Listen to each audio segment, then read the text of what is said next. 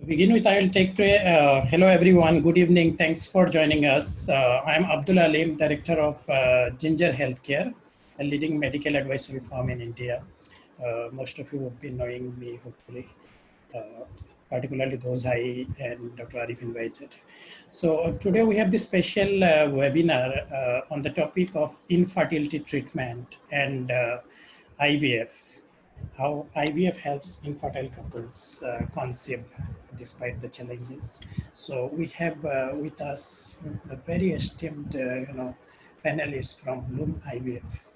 So before we go to the webinar, I'd like to take a quick introduction about Ginger Healthcare, and then I'll introduce you to Bloom IVF, and then from there we'll introduce all the speakers and we'll go. So if you have questions, any questions during the session, you can write on our Facebook page where we are broadcasting, and we'll try to address them at the end of the webinar. So hello and welcome.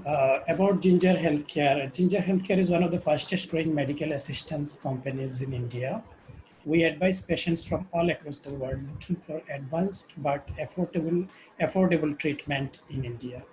So we know that cost of treatment is very high in US, Europe, uh, and that's why patients from many of the countries in the Middle East and Africa and some countries cannot really afford advanced treatment in those countries. India is a special place where you can get all the advanced treatment at a much more affordable rate, sometimes up to 20-25% or even less than what it is there in US or Europe.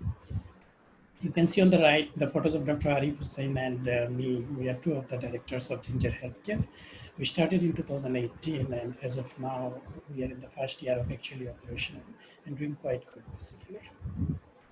Specialties that we work on, we advise for all types of treatment, but majorly our focus is on infertility and IVF treatment, on oncology, cancer treatment, all types of cancer, on cardiology, on neurosurgery, joint replacement surgery. So these are the focus areas. Regions we serve SAARC countries, Africa, GCC countries, the Middle Eastern countries, the CIS countries of erstwhile Soviet Russia, and of course from Europe and US on case basis. How we help, we get the inquiries, we get the reports, we give the treatment plan and estimate for the patients. We help the patients decide on the hospital. Once the patient decides the hospital or the clinic, we send they send us the passport copies, we send visa invitation.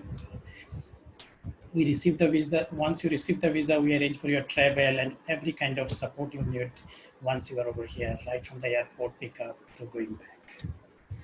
So with this introduction, I'm introducing you to Bloom IVF. Bloom is India's premier provider for fertility and IVF treatments. It is led by Dr. Rishikesh Pai. Thankfully, he is with us. He has spared out his precious time. We'll also be briefly joined by Dr. Nandita Palshetkar, who is also the co-founders. Bloom has treated over 25,000 patients from India and abroad for infertility. So as we go on, my colleague, my friend Ojashini will introduce you more to Dr. Rishikesh Pai, Dr. Nandita Palshetkar, Dr. Sunita, and Dr. Minu, who are the panelists in tonight's webinar. Bloom IVF Group is based in India with 11 centers in Mumbai, Navi Mumbai, New Delhi, Gurugram, Faridabad, Mohali, Chandigarh, and Nashik. It is the IVF runs the IVF center in Fortis Memorial Research Institute in Gurgaon, Fortis Lab and New Delhi, Lilavati Hospital, Mumbai, DY Patil Hospital, Mumbai, Sakra World Hospital, Bangalore. So it's a very, very leading name, delivering excellent infertility treatment across India for about 25 years now. Why this topic? Why we are discussing about this particular topic? Around 25% of couples face some infertility issues according to WHO. So the infertility is a very major issue across the world. Any country you pick up, it's a very major issue, especially due to environmental issues, health hazards, due to pollution and all, due to late marriages and a lot of other factors. Every couple, almost every alternate couple, has some form of infertility issues, and it's a taboo subject. It is not discussed really openly. You cannot discuss it out with families. You cannot seek assistance from friends. So we decided that, it is best to actually have a webinar where our participants can, understand about infertility and treatment options that are there. So with this, I pass on to my friend Ojashini Kapil, who will introduce you further about Bloom and the first speaker. Ojashini, you can take over. Thank you, Abdul and Dr. Arif, for hosting this informative session for our patients and partners. We are very happy to be a part of this with you. To move ahead, I would like to introduce our speakers for today. We have with us Dr. Rishikesh Pai and Dr. Nandita Palshetkar. They are the medical directors of Bloom IVF, and Dr. Sunita Arora and Dr. Meenu Handa, who are the senior consultants at Bloom IVF. So starting with the opening session, I would like to request Dr. Sunita Arora to help us understand infertility for males and females both, and how IVF helps infertile couples to conceive. Dr. Sunita Arora is the senior consultant at Fortis Bloom IVF Center, Fortis La Femme in New Delhi. She has over 15 plus years of experience, and she has received her training in IVF and reproductive medicine from New York. She has received many awards, including Dr. APJ Abdul Kalam Appreciation Award, and is currently Joint Secretary for Delhi ISAR and Secretary for Delhi Gynae Forum South. So, Dr. Sunita, I would request you to please begin your session.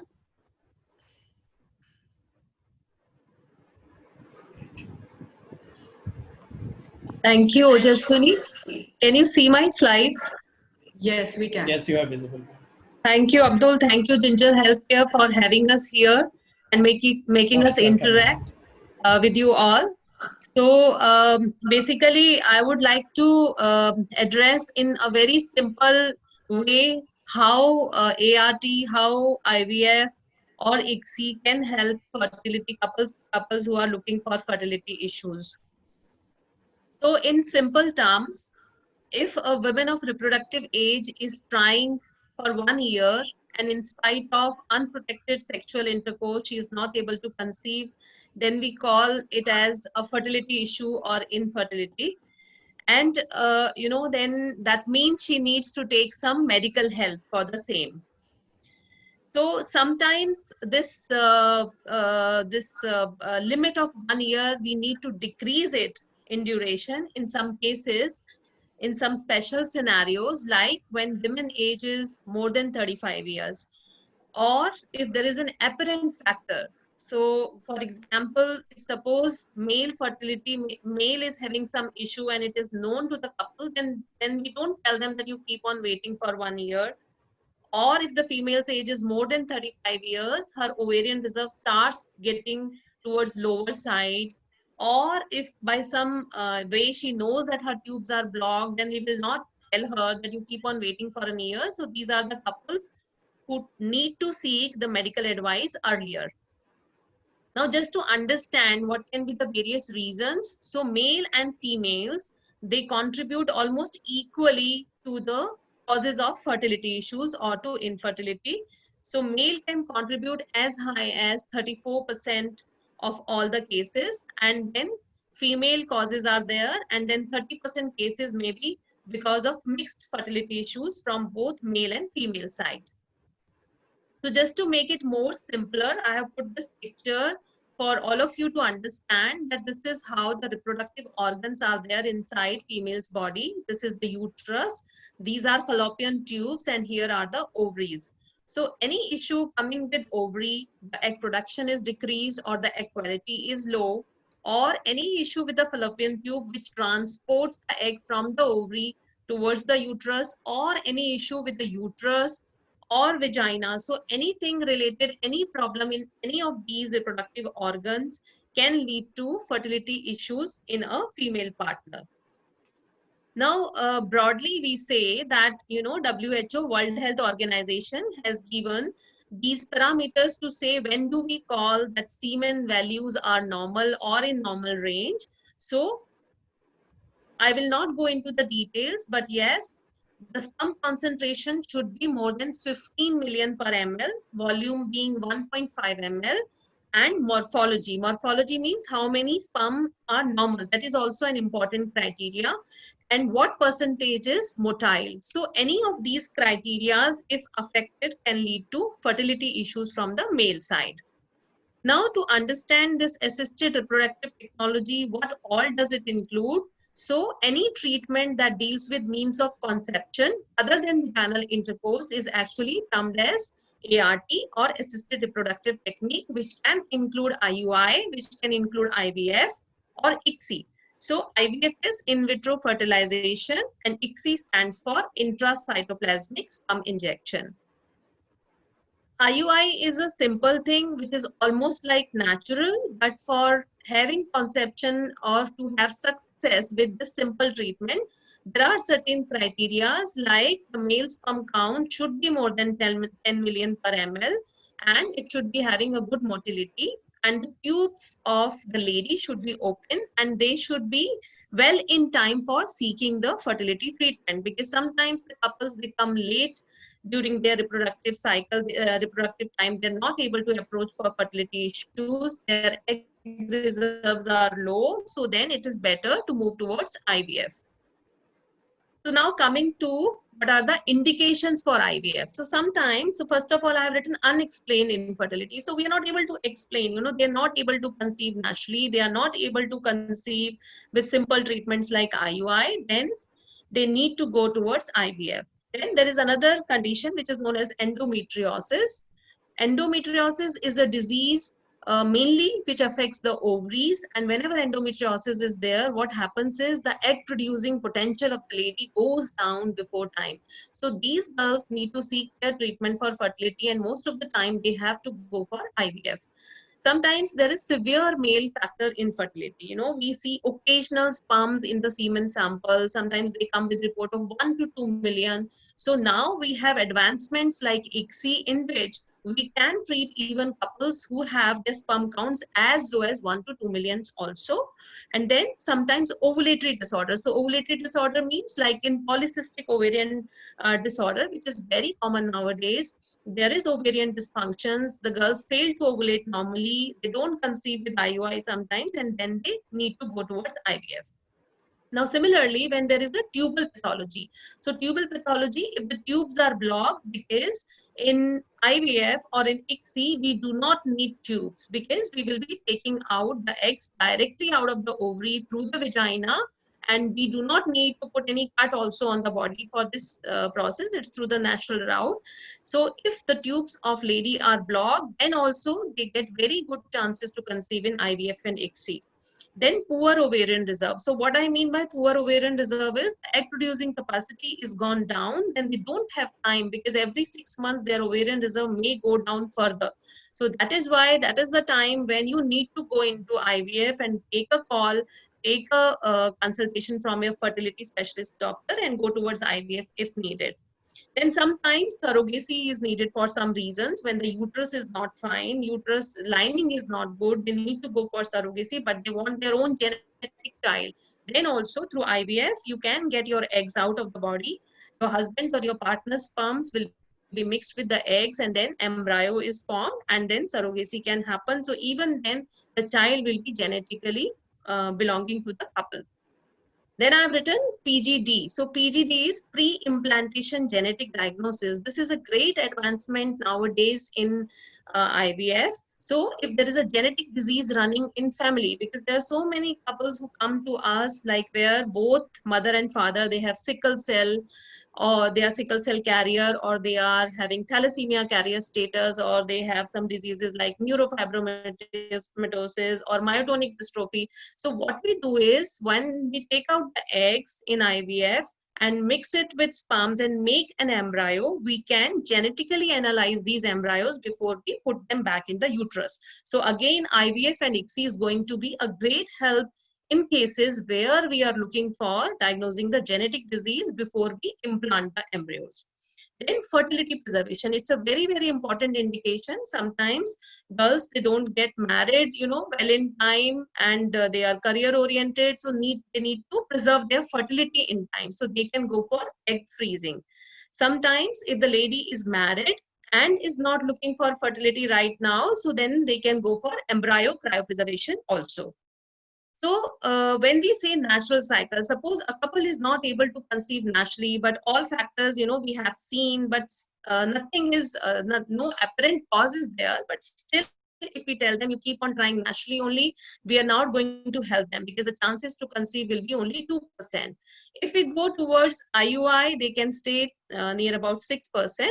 If we move towards IVF, ICSI, we can raise their chances to around 50%, and take home baby rate can increase to as high as 30 to 40%. So it's very important to take a timely decision and move towards it. So this is a picture which shows the first IVF baby, Louis Brown, who was born in 1978, and now she has even given birth to her own child.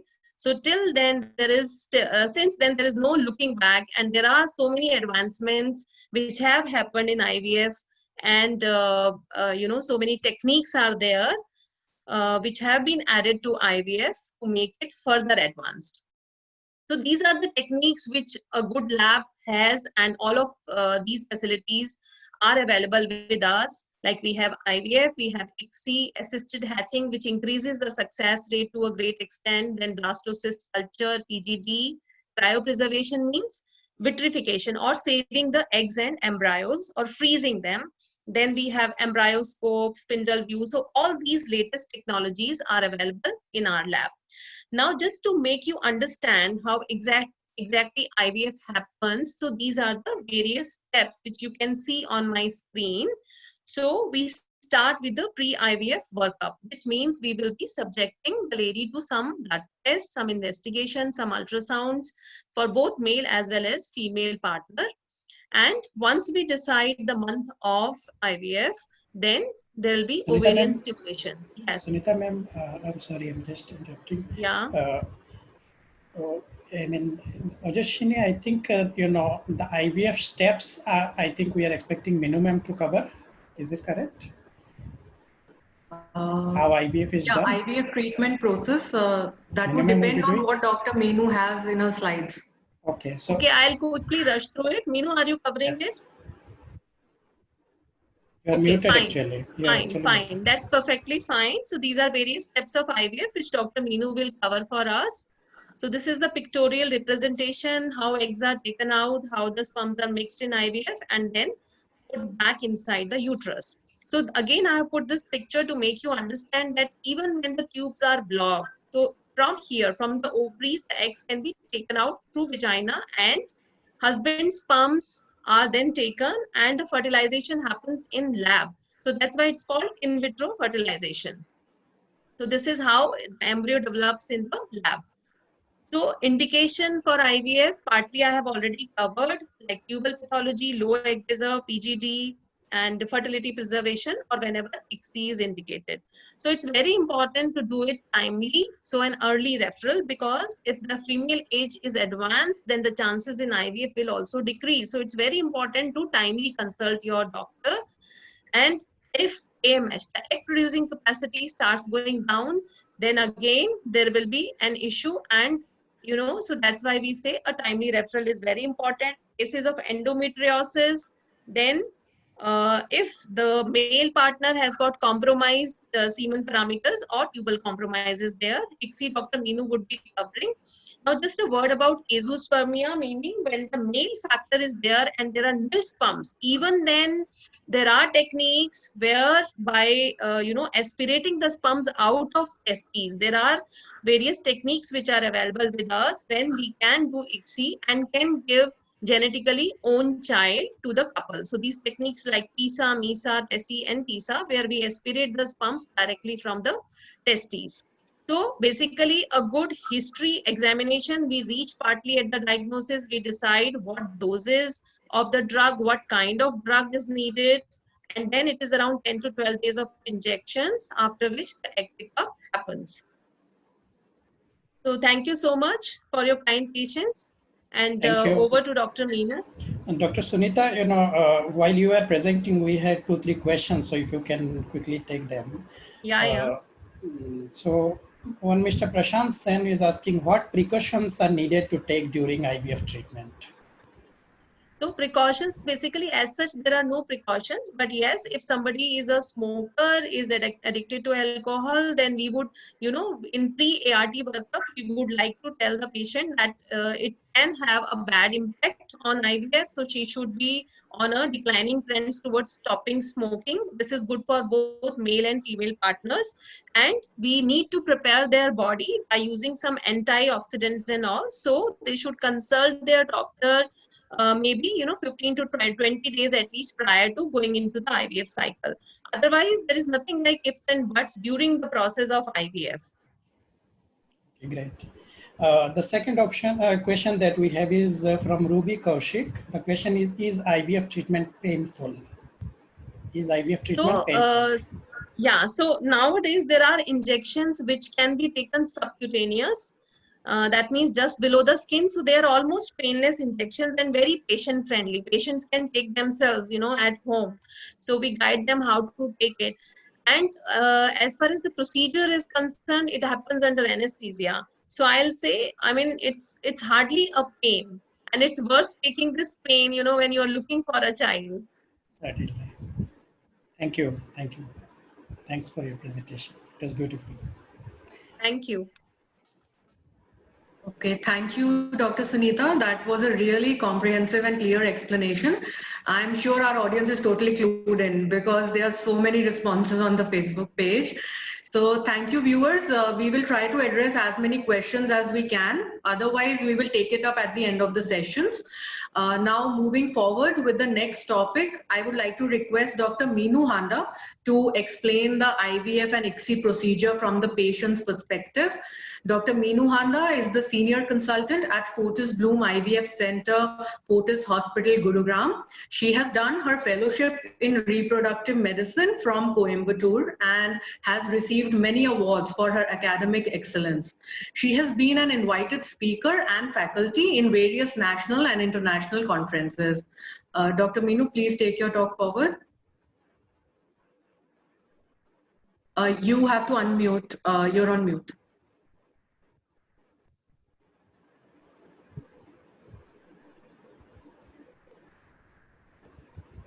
Dr. Meenu, can you? Yeah. Now it's Can fine. you see that now? Yes, yes. Is my screen being shared? Yes. All right. So thank you, Ginger Health, for inviting us here for this excellent health webinar that we are conducting with our patients today. So today we wanted to take you and walk you through the various steps of IVF in the most simplified manner that we can do for all the viewers and for all whoever has joined us today to make them understand. Before that, I think Dr. Sunita has very well, cleared the doubts that all the patients do not require IVF to achieve a pregnancy. But yes, there are certain selected couples who would require IVF to achieve their dream of parenthood. So this is very, very important that this is a revolutionary technology and many patients can benefit out of this. Now coming to, IVF is, we always say that it is a part of science which has to go hand in hand with nature. And when you look at naturally what basically is happening inside our body, we try to mimic the same in our IVF labs. So from the ovaries, when the egg is released, and this is the tube, if you can appreciate, this is called as a fimbria, which is like a finger-like projections of the tube, and it is functional and open. It catches the egg here. And if you can see the sperms coming and fertilizing the egg here. And from there, what forms is a baby egg, which we called as an embryo. Now this embryo will go through the fallopian tube, and around the day 4 to day 6, this is the time when it enters the womb of the mother and gets implanted. Now, coming towards the IVF part, when we have already taken up the patient, a thorough history has been taken, and we decide, okay, this patient and this couple will benefit from IVF. So what all we do? Now, the very first and the basic investigation that we do for the woman is an ultrasound pelvis. It can be a 2-dimensional, or at times, if we require, it could be a 3-dimensional pelvis. Now, whenever we do a 3-dimensional or a 2-dimensional ultrasound, if you can appreciate this, this is something which is called as the womb or the uterus. We look at the lining whereby the embryo will be implanted here, or this is the place where the baby is being nurtured for the 9 months. So this is a very, very important part of the investigation. The second thing that we look here adjacent to the uterus are the 2 ovaries. And we try and assess, okay, how is the ovary? How many follicles can we see? And so on. Now, this is a little magnified view to make you understand that this whitish structure that you can see, this is called as the endometrium of the uterus. And this is a very, very prime importance because in IVF, this is the place where the baby eggs are going to be placed. And this is a time where for 9 months, the baby is going to be nurtured. Apart from the ultrasound, we also require is the blood test of the woman.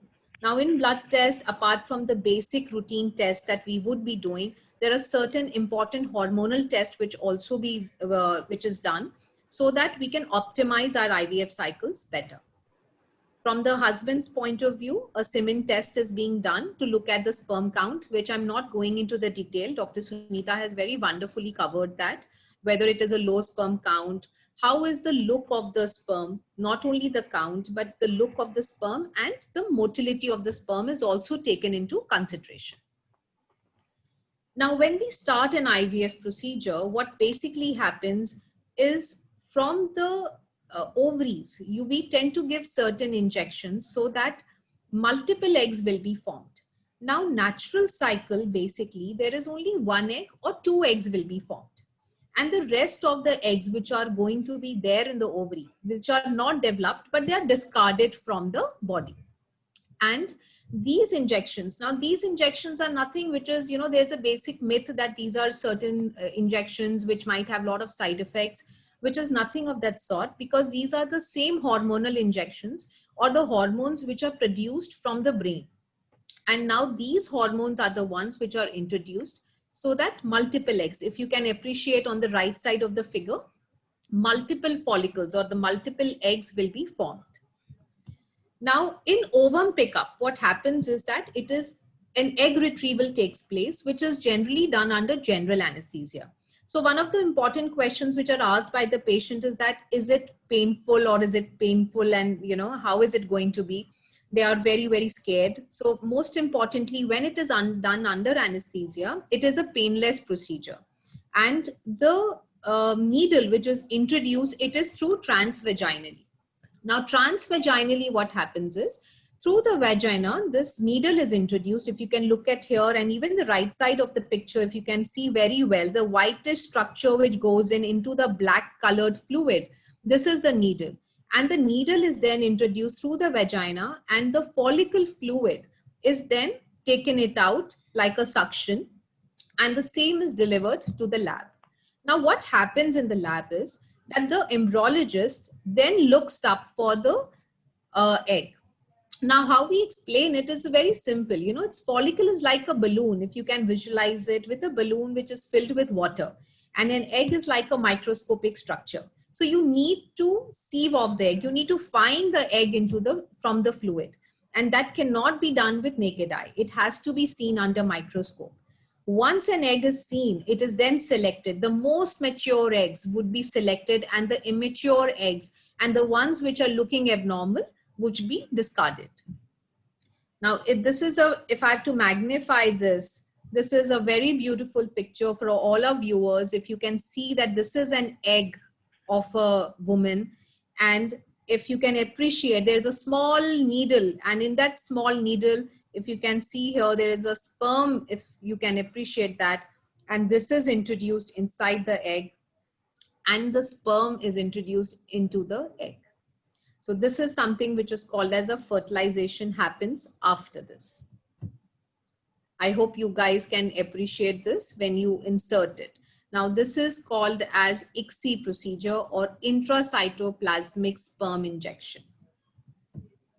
Now, in sometimes where Dr. Sunita was describing it to you, and sometimes what happens is there is a problem with the sperm. And then how do you select the best sperms? Now, there is a condition, there is a, technology which is called as PICSI, which is called as physiological ICSI, whereby a better or a healthier sperm is then selected and then put inside the egg. So that really helps in couples which they're having an issue regarding the sperm. There is also now a technology with us which is called as IMSI, which is intracytoplasmic morphologically selected sperm injection. Here, if you can very well appreciate that morphologically, now here the magnification happens 6,000 times, and you're able to select a much better sperm where you can look, okay, this is a much normal looking sperm.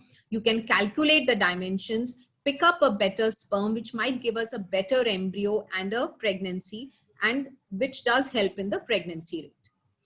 Now, coming to the lab procedure, once you have done that, we keep the embryos and we monitor them for day 3. And this is where the cleavage starts happening. Now, for the viewers, what does cleavage means? It means that when the mother's DNA and the father's DNA comes together, it starts to form a baby egg. It starts cleaving to form multiple cells. And this is how an embryo looks like. And it's certain patients where you have multiple IVF failures. Now the technology has gone so much beyond. It is called as an embryoscope. Now this is another very beautiful technology which is called TIDE-PLATS, non-invasive. It's a video imaging where without opening the incubators for many times, you can easily monitor the growth and select a better growth embryo for the embryo transfer, which might help the patients. This is how the lab actually looks like. And a embryo which is cultured to a day 5 or day 6, it's called as a blastocyst. Now, blastocyst is another very, very important technology where blastocyst culture gives rise to better pregnancy rates. As far as an embryo transfer, now when the embryos are ready, the woman comes back, and if you can look at the right side of the screen, this is how we introduce the embryos very gently inside the uterus. I hope you can appreciate this. These are the small 2 dots of which signifies the release of embryos. And once the embryos are released inside the uterus, this is the mother's womb, where we introduced with the help of a very simple soft catheter, and very atraumatically we'll introduce it. And after releasing it, then we all wait for 14 days to do a blood test to look at the pregnancy and see whether the embryo has implanted with the endometrium of the mother, that is the uterus, the womb of the mother. And then after around 6 to 7 weeks, we look out for an ultrasound, and you can, as you can see in the picture, this is a 10 weeks old. I think you can appreciate that this is the uterus, the womb of the mother, and this is a very tiny small embryo which is growing. So as we always say that there is no I in a teamwork, it's everybody together along with the patients, contribute, and where faith is there, miracles do happen. Thank you.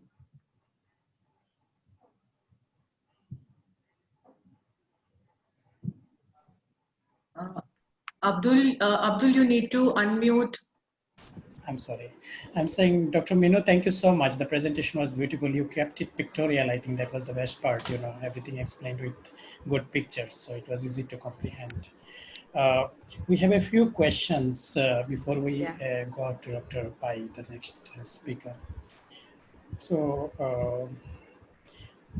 Kamini Mehta is asking, how long should we wait before consulting a fertility doctor?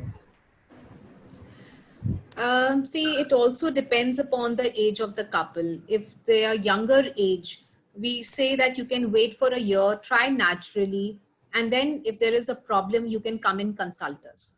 But in case the age of the patient, the age of the couple is more than 35 years, then you must consult earlier. Like you must consult within the 6 months, and even earlier if you have an issue. and younger patients who have endometriosis, who have had it, who had repeated, surgeries where we are thinking that the ovarian reserve could be an issue, they should be consulting us early. The second question we have is from Shilpa Ratra. The question is, my friend has failed IVF cycle twice. Is there any hope for them? I believe this question may be more relevant after Dr. Pai's presentation, or I think the presentation might actually cover, because we are talking about advanced IVF procedures, right? So I think we'll put this question for Dr. Pai himself. The next question we have is from Salma. Her question is, how much does proper nutrition help in fertility? Definitely, as we had spoken, that before we take up any patient for IVF, it's very important to optimize the success rate. And optimization of the health of the patient it's very, very important. What we look is into the account is that there should be no medical disorders. If a patient has been smoking, we tell them not to smoke. We look at a BMI of the patient. If she's obese, we try and tell them to control the weight and then try for IVF. Number 3, along with the antioxidants, the nutrition part plays a very, very important role. So we always say that a high protein diet and a low carb diet definitely helps. And any food items which is rich in antioxidants will definitely improve the overall success rate of your IVF. As we said, IVF is a science where, science and nature has to go hand in hand. So it's not just the drugs, it's also the overall health of the patient that will make a lot of difference in the ultimate success rate of your cycles. Thank you. We have one more question. I'll ask you one more question, and rest we can cover at the end. How many times can one go for IVF treatment? Are there any age restrictions for the same? Achal is asking. I think Dr. Nandita's topic would definitely clear this. Okay. I think we can take this question after Dr. Nandita's topic. Excellent. So we have a few more questions we'll take at the end after Dr. Pai and after Dr. Palshan. Yeah. Thank you so much. Thank you, Dr. Meenu. That was definitely very clarifying indeed. So now, quickly going ahead, I would request Dr. Rishikesh Pai to share his expert opinion regarding handling repeated IVF failure cases and also recent advances in IVF. Dr. Rishikesh Pai is the medical director at Bloom IVF Group, having centers across India. With over 30 plus years of experience, he is one of the pioneers of IVF and advanced fertility treatments in India. He has received over 30 plus awards and has numerous research publications to his credit. He is Director, Corporate Affairs, International Federation of Fertility Society, and President-elect FOGSI 2022-23. He has been past President, ISAR, IAGE, and MOGS. Sir, it will be a pleasure to hear from you. Please go ahead. Ajashini, I would also like to hear about some of the celebrity clients that Sir has. I mean, that's something. I would leave that on him to say. Okay, excellent. Basically, all people whom we treat are all celebrities for us. All our patients are important for us, whether it is a... Sir, your voice is a little, maybe volume is a little low. No, my volume is a bit problematic. So, can you hear me now? It's better now, sir, yes. Louder. So all people are important for us. So it's for me and my colleague Dr. Nandita, who has been my partner, and we have started the Bloom IVF 30 years back. Now Dr. Sunita, our in charge of the Fortis in Delhi, GK2, and Dr. Meenu, who is our in charge in Fortis Gurgaon. They are looking after the northern operation, along with one Fortis we have also in Mohali. Now we get a lot of IVF failure patients also.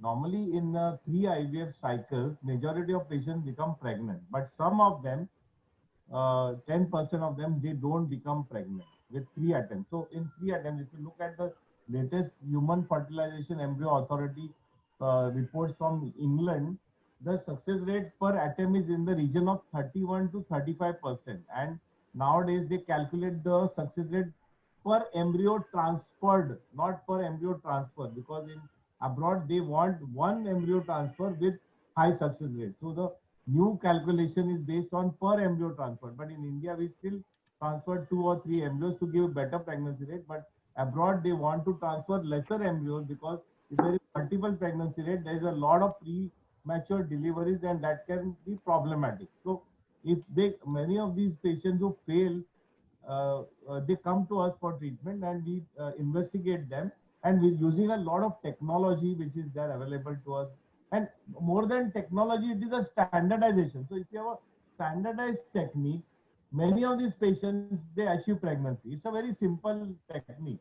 Some of them, so what we would do is that if there are now, suppose a patient has had more than 2 failures, we will, and the patient comes to us, we'll investigate them, we'll look for any pathology, if there's any fibroid or adenomyosis or endometriosis, or there's a hydrosalpingo, we'll treat that pathology. We'll do a hysteroscopy to see the cavity of the uterus. After that, we will, once we do IVF, we freeze the embryo, because we have seen that frozen embryo transfer gives better pregnancy rate than a fresh transfer. So we freeze the embryo, and after that, when they come back, many times we add some adjuvants to improve the endometrial receptivity. We may add, there's a new substance which has come in the market called GCSF, or we may add PRP, and after that we prepare the lining, and following that we do the frozen thaw embryo transfer.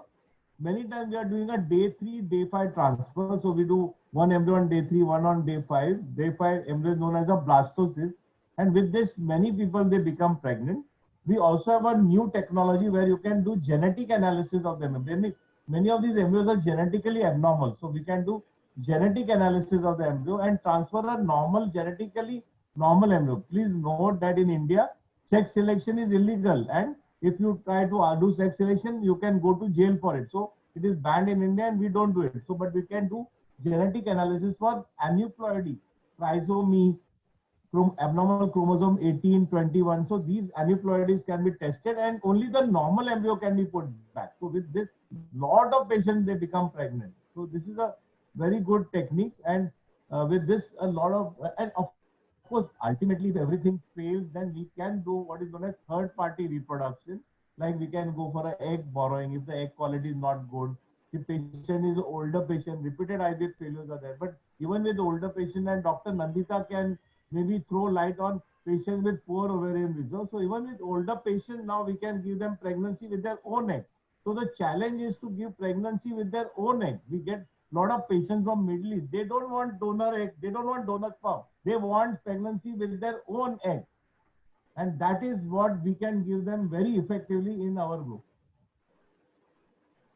So Nandita, you can maybe throw some light now, and then we can take more questions.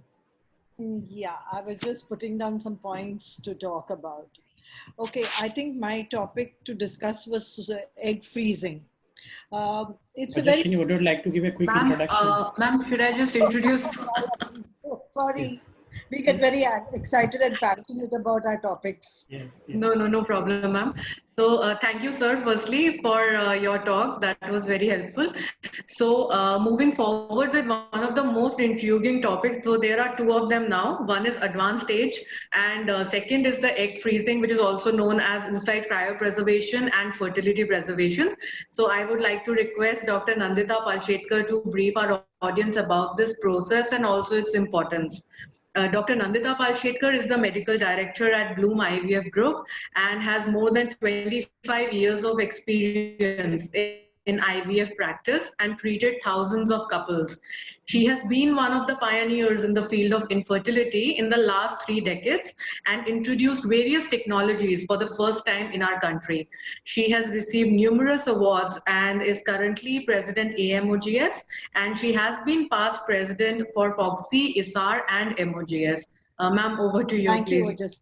you, I think IVF, this is our family which Rishikesh introduced you to.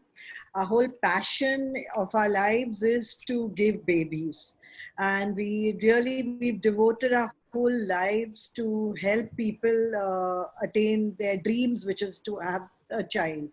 And recently, since, I've been since in the OPD for the last 2 to 3 years, there have been so many patients who are coming and they keep telling us, we want to have our own child. We don't want to borrow eggs. We don't want to borrow sperms. I think this is something that we are seeing in the new generation that is coming. They want to have their own child. And I think today the technology is advancing a lot. And we as fertility specialists can actually help them achieve this dream. And there are lots of technologies which can be used in the woman, in the man, to help them have their own sperms, to have their own babies. And a lot of things can be covered, but I'm just going to talk just now only on egg freezing. I think egg freezing is a technology which has been there for a long time, but freezing as a technology became very efficient after 2006. Let me give you an example of two of my patients.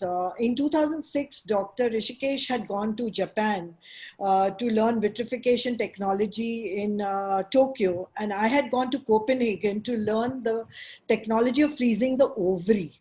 And we both came back to India, and we had this patient who is, you were talking about celebrities, so I'm going to talk about her because she's openly talked about it. Miss Diana Hayden, she was Miss World, and she came to me and she told us that she was 34 years old and she said, I want to freeze my eggs. It was a very, very new technology. She had heard about it in America, and me and Rishikesh sat down with her and we counseled her and we chatted with her that it's very new, and we've just got this new technology of vitrification, and we did the stimulation. We got her eggs out, and Rishikesh actually went into the lab himself. We are both clinicians, but he's a trained embryologist. Of course, I also do a little bit of embryology, but he went himself and he froze those eggs because he had learned the technology in Tokyo. And we froze her eggs in 2006. Today is what? 2020, right? She's got 3 children after the age of 42 from those eggs which were frozen so many years ago. So can you imagine this girl? She told me that I want to have my own child. I want to have minimum 2 children and adopt 1 child. But unfortunately, we landed up giving her 3 children of her own. So she's saying, I can't afford any more to adopt now. But she had her children at the age of 40 with her own eggs, which were stored, which were 34 years old. I think that is the beauty of technology. And let me tell you, another celebrity patient, I cannot take her name, had come to us in October. Rishikesh, do you remember the famous patient which came to us? And she reached in October from abroad. She flew in straight to Bombay, did an IVF. We developed 9 embryos, if I'm not mistaken, and it was the old technology of freezing which we used. And we were able to give her only 1 baby out of those 9 embryos. Whereas with Diana, because of the vitrification technology, the change in that technology, just see it's a naseeb or whatever destiny you say, and the change in technology made Diana have 3 children. And this girl has always told me that you've only given me 1 child, and you are not giving me more children. So this is what the beauty of technology is, how each technology goes, and it depends on where you are. So today's generation is very lucky to have this. So what exactly is it? Then the other patient that I would really like to talk about is also Ekta Kapoor. See, because these are all indications of social egg freezing. Ekta Kapoor again came at the age of 34, 35, froze her eggs, and she had a baby at 40 plus. So eggs were frozen for 8 years. See, I don't mean to give these celebrities as an example, but because of these celebrities, they talked about it. Trust me, we've frozen so many eggs of so many mothers who came with their daughters. They said, my daughter is going abroad for studies. She will not be back for 5 years. Please, let's freeze her eggs. There are many girls who haven't found their partners yet of the pharma industry. They are lawyers. They are of different, in different fields, bankers. They don't have time to find partners. So those are the girls we've frozen eggs for. And I think it really helps to stop the biological clock.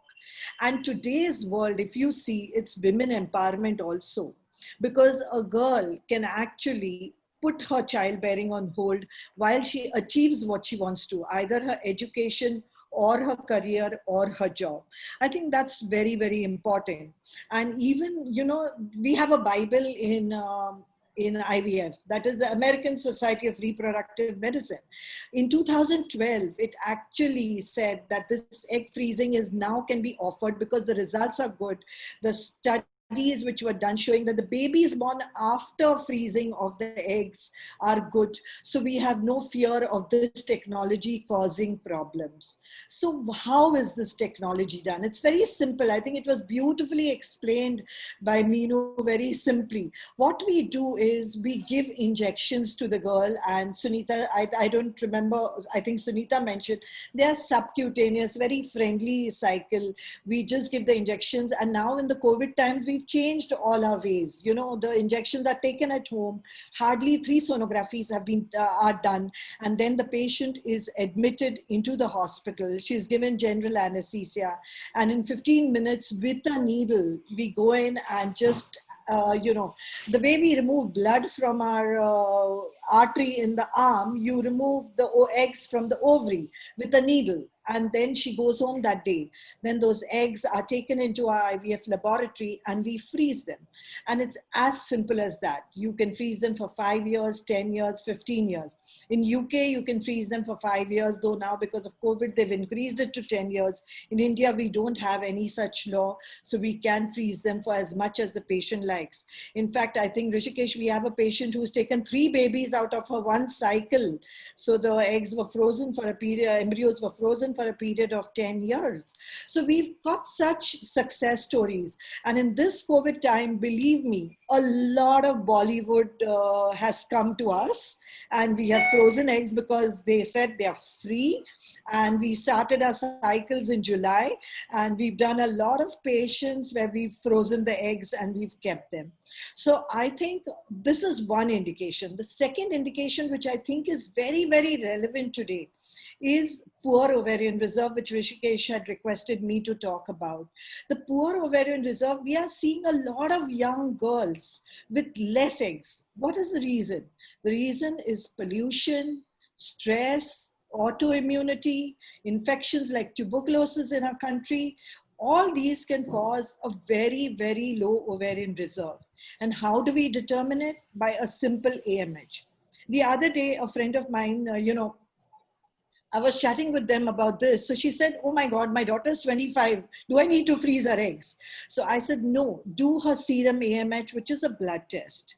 If that test is normal, repeat it every year or every 2 years. And if that keeps normal, between the age of 30 and 35, try and freeze her eggs if she doesn't find a partner, or if she wants to, push forward her fertility. Remember, that we buy a car and we give, the EMI is nearly 1 lakh rupees also, I think. Not even per year, I don't even know. I think that's the cost that it is. You buy, this is fertility insurance.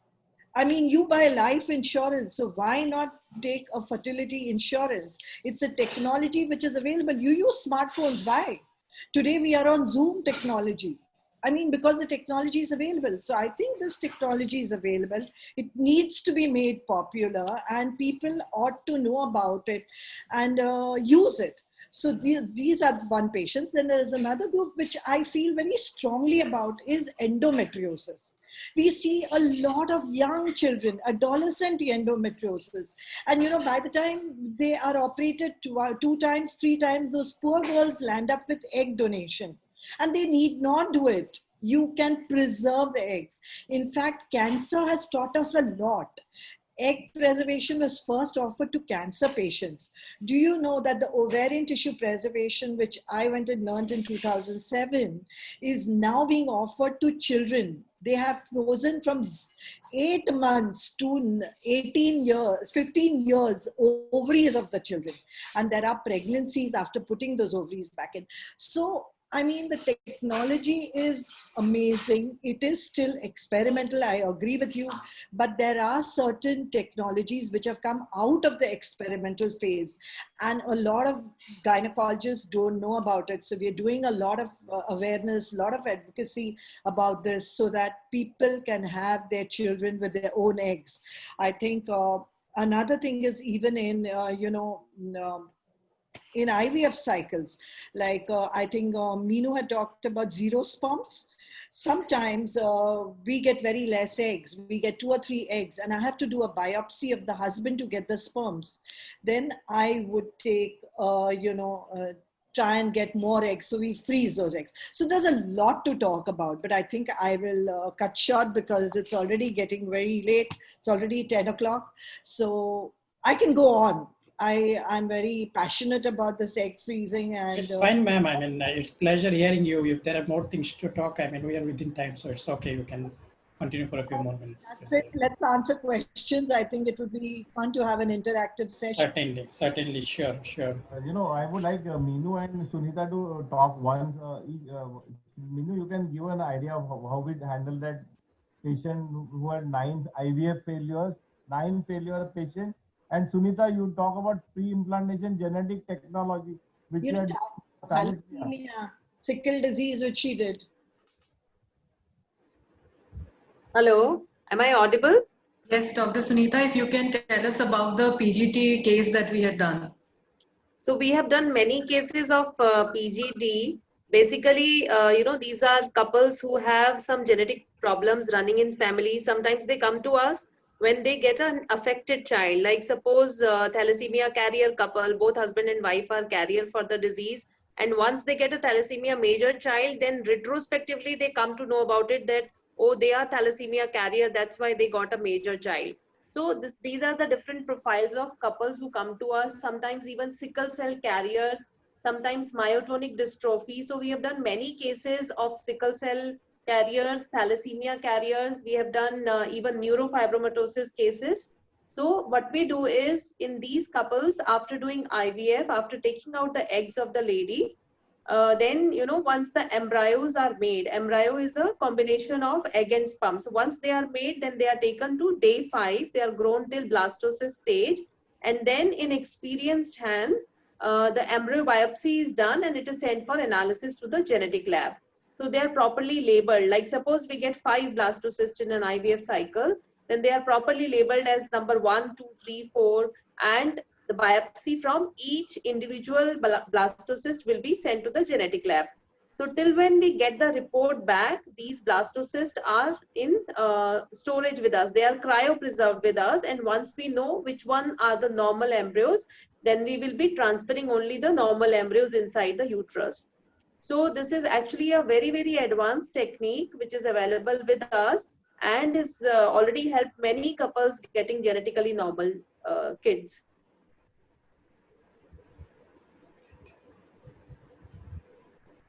Okay, thank you, ma'am, and thank you, Dr. Sunita. Abdul, are there any other questions that? I believe Dr. Meenu was supposed to. The patient from Norway. So this was a very interesting couple who had come to us, I think 3 years back, all the way from Norway, with around 9 documented IVF failures. And in fact, verbally, they had 12 IVF failures they had done. I think around 3 were in Norway, 2 they had done in Sudan, 1 was in United Kingdom. And with these multiple IVF failures all over, they had come searching for a team. And then when they came here, the most important problem that we found was we had to optimize the cycle because the husband had, there were some issues where they had to do a testicular sperm extraction. And but we had to optimize it. So we used various technology which were available to us in terms of there was a microscopic testicular extraction was done, where a better looking sperms and a better morphologically good quality sperms were extracted. We had to work on the lining of the woman. We did a hysteroscopy, and then there were certain GCSF, and there were other technologies which were used. And then a better quality embryo were implanted. And I think it took us 2.5 years, by the way, to work on a patient. So this is something we would like to give a message out, that this is a very personalized treatment that we offer in Bloom, where we don't go by a blanket thing that it would be given. So every individual will be looked after. What is the problem that would be tackled? And after 2.5 years, I think we were very happy that the patient delivered a healthy baby, and both mother and baby are doing fine. This is after 14 years of marriage and 12 IVF failures. Okay, thank you, Dr. Meenu. There is one question by Dr. Sudesh Kamath, that what are the precautions that we need to take in COVID times? Because this question I think we already took up. No. Okay. I was thinking that we need to tell this, that can you hear me? Yes, sir.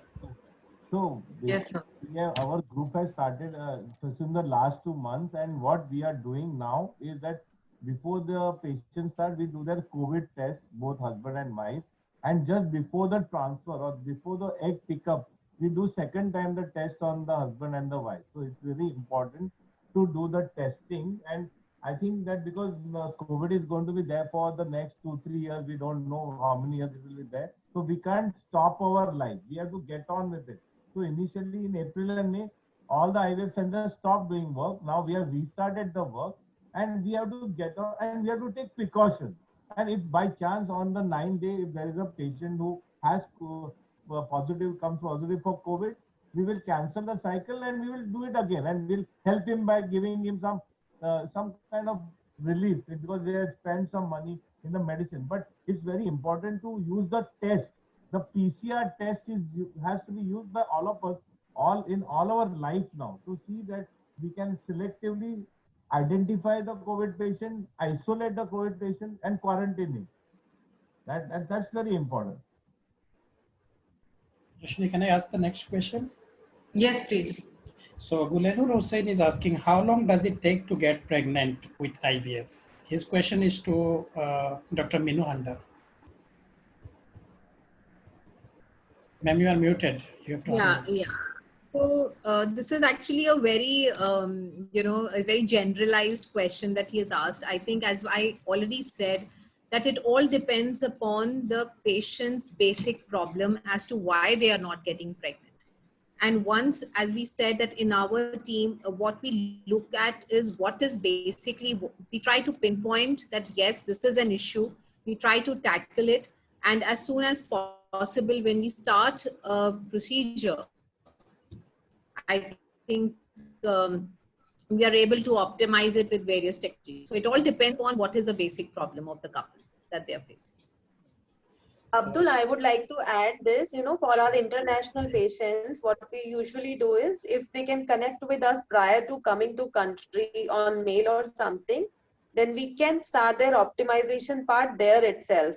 They can do their baseline ultrasounds, their investigation there only, and we try to minimize their stay here. So on an average, you can say around, 20 to 25 days, including embryo transfer, it will take for a fresh transfer. But sometimes we need to do multiple cycles and collect embryos first before transferring, then it may take a little longer. But this, optimization part, which we need to do a month before, that can be started there itself. And sometimes, when patients come here, they freeze their embryos and go back and come back for a frozen embryo transfer cycle later. Then what we do is we start the preparation for endometrial lining for frozen embryo transfer there itself, so that again their duration of stay can be minimized to as less as possible. I think we did for a couple of patients earlier from Sudan, from UAE and others, so I do remember. In fact, just last week, we recommended some medicine to the husband who has low sperm count and he's advised to they are advised to undergo 1 or 2 IUI cycles before planning for here. So I think for international patients, reducing the timeline for stay in India is a very important part, so that they can get pregnant in limited time. The next question is again from Mr. Sudesh Kamath. His question, I think it is already addressed, but it is, how many blastocysts are transferred back into the patient per cycle? Should I repeat? His question is, how many blastocysts are transferred Maybe back into the patient per cycle? Again, I think it depends on how many are produced. Nino, you can take the question. Or Dr. Meenu, can you take this question that how many blastocysts are transferred? Well, how do you plan that? That how many blastocysts should be transferred?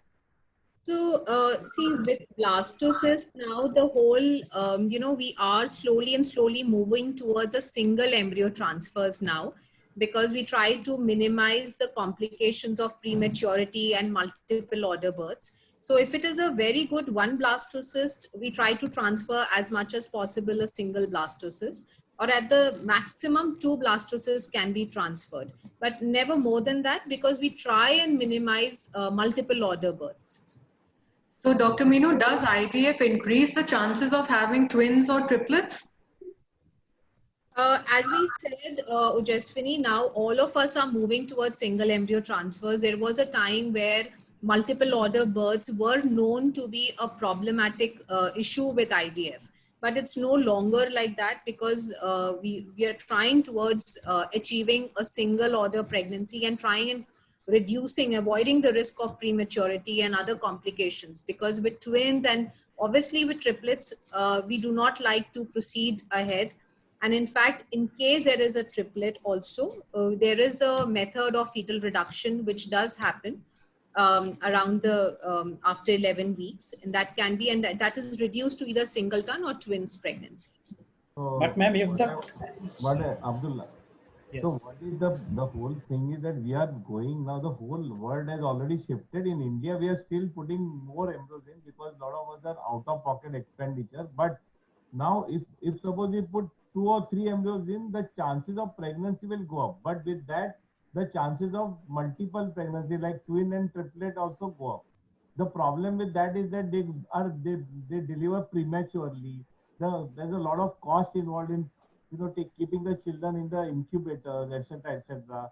There are problems during pregnancy. So in the world, single pregnancy is very important. But if you put only 1 embryo, the success rate will go down. That is why we are now culturing the blastocysts. Suppose we have got 3 blastocysts. Now, if we have a technology by which we can identify the best blastocysts and put it, and the first shot give the pregnancy.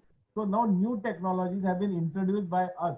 So one of the technologies to identify the best blastocysts is the genetic analysis.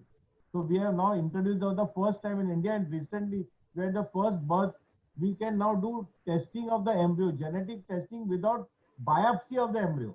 By just culturing there is a DNA leakage that takes place around the embryo. We can analyze that DNA and diagnose whether this embryo is genetically normal or not, and only put single blastocyst and give very high pregnancy rate. The second method which we have introduced now, even in the Delhi unit, is and Mumbai unit and Mohali unit, is that we can now do artificial intelligence. We take the photograph of the blastocyst, and by automatic analysis, 40,000 parameters are analyzed in the photograph, and we can predict.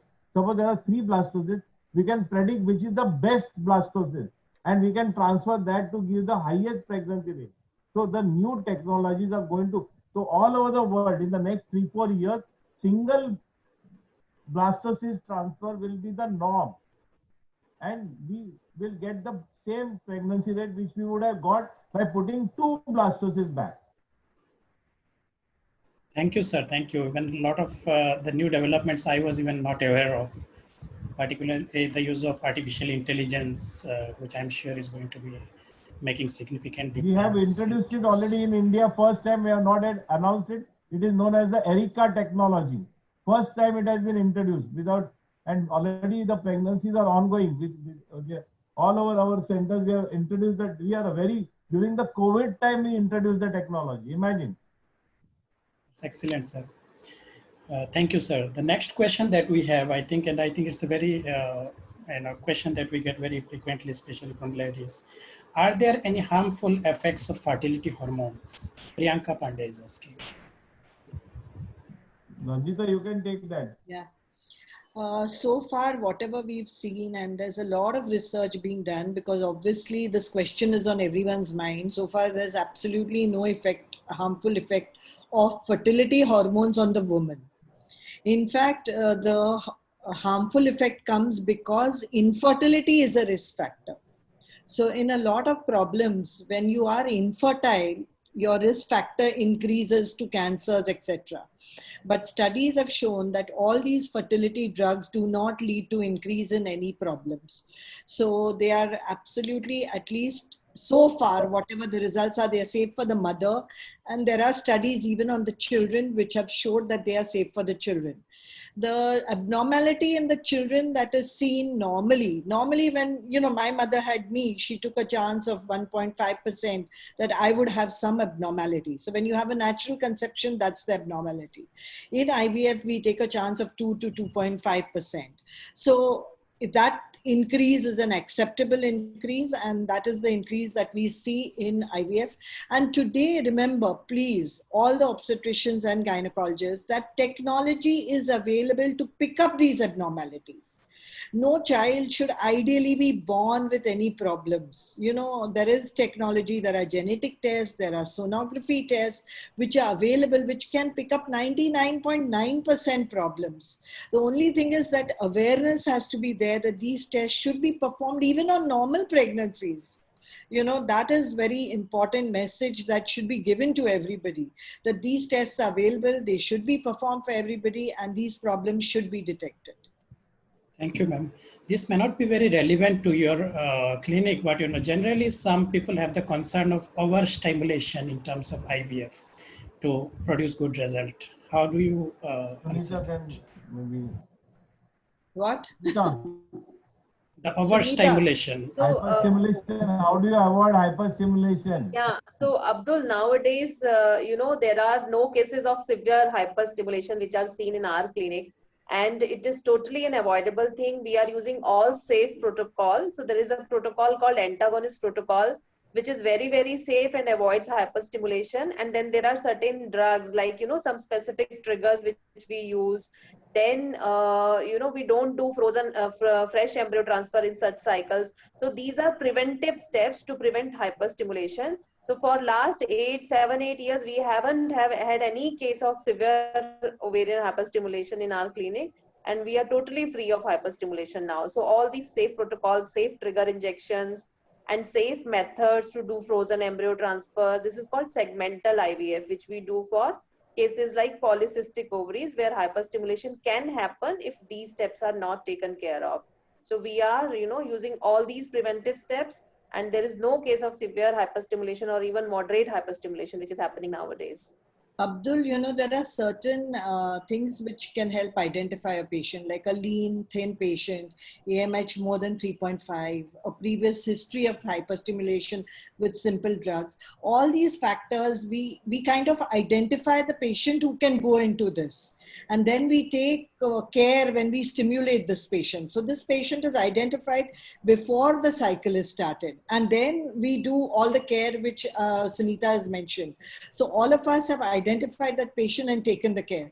So we have an OHSS free clinic. All of us sleep well at night. For the last 10 years, I don't think we've had to touch wood. What Madam is Dr. Nandita is saying, so hyperstimulation in the olden days, we used to use different medicine. So we used to have patient with big ovaries, lot of water in the tummy, water in the chest. We had to put needle and take the fluid out. All that is gone now. Last 8 years, we have been totally OHSS free. And especially this happens with PCOD patients, and they are PCOD is very common in Middle East patients and in North India patients. Every second or third patient in North India is PCOD. So we have to be, because of the new technology and because we can freeze the embryos and we can transfer them in the next cycle, hyperstimulation is eliminated now. That's excellent to hear actually, because this is primarily But because you know of why? lot of Because why you are asking that question is lot of people still yes, use the old style of stimulation in our country, and that is causing hyperstimulation. Because the right. old style of stimulation, there is a 2-3% higher chance of pregnancy, which is not really true, but they think so, and that is why they use it, and that lands up the patient in major complications. And Some it's some not fair. have more, means loss of life also. So you have to be very careful. And for us, patient safety is very important, more than the pregnancy rate. What is the use of a mother if of the pregnancy mother is having a danger? So our first priority is to save safe technique. You must have total safety, and this is how we operate in our clinic. Our priority is for patient. We will not take a risk with the patient under any condition. Thank you so much, Dr. Sunita, Dr. Nandita, and Dr. Pai. The next question that we have is from Shilpa Rathrath. Her question is, my friend has failed IVF cycle twice. Is there any hope for them? Yes. Come on, go ahead, Meenu. So, as we said, there is definitely a hope for these patients. And in fact, I think all of us will agree that in Bloom, we are also at times known to be the tertiary care, where we have multiple IVF failures as a routine, where we are referred patients with multiple IVF failures. So most important, as we said, that first is very important to see where exactly, the cycles, where exactly was the problem for the couple, number one. Number two, what happened in the previous two cycles? Can we pinpoint and can we again optimize at their cycles? And also with the help of all the technologies now that we have, especially in our centers where we can utilize the embryoscope, we can utilize if there's a sperm issue, then can we again look at how do we collect better sperms? We can look at MC, we have PIXI. Then we look at how do we get better embryos. So with that, the selection of the embryos, again, as Dr. Nandita has really spoken about it, that how do we optimize that particular, selecting the right embryo. We have embryoscope now, the time lapse, and also the non-invasive testing, which has now come in, where we can see a more, normal chromosome structure of the embryo. A normal embryo can be now picked up and transferred so that the implantation, can be better. So I'm sure for Shilpa, there is, with all these patients who have multiple IVF failures, definitely they do have a hope, provided we do the right step at the right time. Abdul, we've had a patient with 26 IVF failures positive. What street is it in London, Rishikesh? Harley Street. Harley Street. I couldn't get the name. She's done 26 attempts in Harley Street in London, and she came to us and she took home a baby. So I think, 2 failures is, we are happy. Please come. Wow. People have patience. I mean, they have so much faith in IVF, at least. I mean, that's So it is something they want children. People love children. That's a big issue. And what we must understand that majority of people nowadays they will become pregnant in the first 3 attempts. Most will become pregnant in first attempt also. And as I told you, the new technologies, this is called time to pregnancy. So now the focus is how to get the patient pregnant in the first shot. So the new technologies take the eggs out, make the embryos, freeze them, identify the best blastocysts using technology like artificial intelligence or genetic analysis, identify, grade the blastocysts, and the best one in the first transfer, put it and get the pregnancy. If you don't get, then again next time take the next blastocyst and put it and get the pregnancy. So single embryo euclid blastocyst transfer, and you'll be surprised that in China, I mean, we are having some issues with China at present, but Chinese are very advanced, and many of the Chinese now are going, when they go for IVF, they always do genetic testing.